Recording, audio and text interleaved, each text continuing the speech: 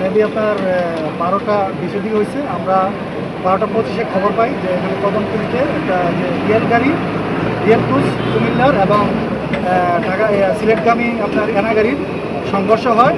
তো এই সংবাদের ভিত্তিতে আমরা এই কদমতলী এসে পৌঁছানোর সাথে সাথে আমরা এখানে দেখতে পাই যে স্পট ডেড দুজনকে পাই। আমরা তাদেরকে উদ্ধার করে আমাদের বডি ব্যাগে আমাদের হাইওয়ে থানা পুলিশের কাছে আমরা বুঝিয়ে দিই এবং যেই 5 জন আহত ছিল আমাদের ইয়াতে, সে 5 জন আহত লোকজনকে আমরা এই আমাদের অ্যাম্বুলেন্স যুগে হবিগঞ্জ সদরে পাঠিয়ে দিই।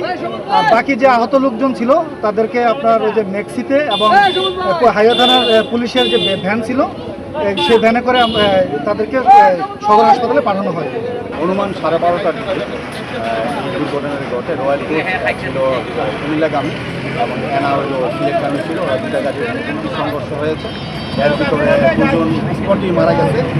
আর প্রায় 6 থেকে 7-8 জনের মতো আমরা গুরুতর জখমপ্রাপ্ত পেয়েছি। এদেরকে আমরা হসপিটালে প্রেরণ করেছি এবং কিছুক্ষণ পরে প্রায় 20-30 মিনিট পরে আমরা রাস্তা ক্লিয়ার করে দিয়েছি। এখন স্বাভাবিক।